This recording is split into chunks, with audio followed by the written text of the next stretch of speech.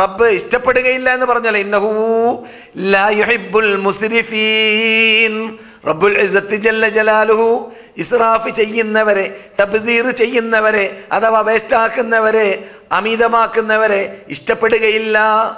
ലാ തുബദീർ തബ്ദീറ ഇന്നൽ മുബദ്ദിരീന കാനൂ ഇഖ്വാന ശയാത്തീൻ വകാന ശൈത്താനു ലിറബ്ബിഹി ഗഫൂറാ. ലാ തുബദ്ദിരിക് തബ്ദീറ, നീ വേസ്റ്റാക്കരുത്, റബ്ബിന്റെ കൽപ്പനയാണ്.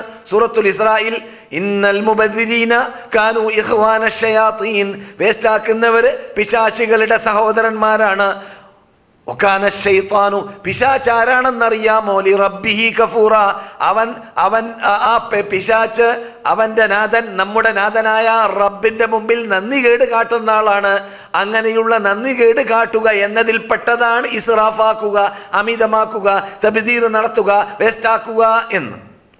ഇത് നാം ജീവിതത്തിൻ്റെ എല്ലാ തുറകളിലും നടപ്പാക്കും പോലെ ഭദ്രമായ പള്ളി കെട്ടണം, ഭദ്രതയുള്ള വീട് കെട്ടണം, നല്ല നമുക്ക് അനിവാര്യമായ കാറ് വാങ്ങണം, അതൊക്കെ നമുക്ക് കാശുണ്ടെങ്കിൽ ചെയ്യാം.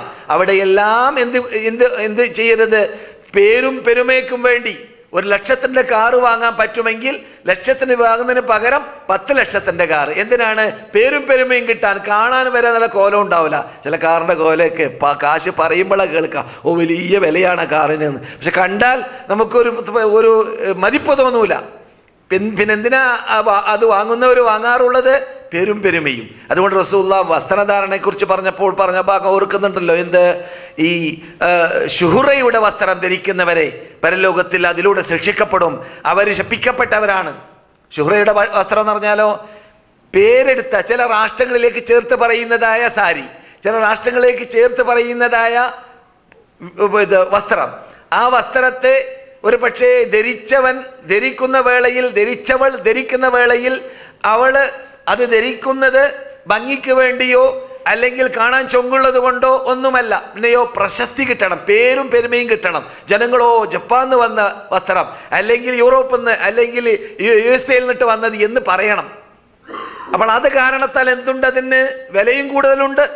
അതേസമയത്ത് അതിൻ്റെ 10% കാശ് കൊണ്ട് നമുക്ക് ഭദ്രമായ നല്ല ഭംഗിയുള്ള ചൊങ്കുള്ള വസ്ത്രം ധരിക്കാവുന്നതാണ്. മനസ്സിലായില്ലേ? അതുകൊണ്ടാണ് ശുഹ്റത്തിൻ്റെ വസ്ത്രം ധരിക്കുന്നവർ ശപിക്കപ്പെട്ടവർ, അവർ പരലോകത്തിൽ ശിക്ഷിക്കപ്പെട്ടവർ എന്നൊക്കെ നാം ഇവിടെ പഠിച്ചത്.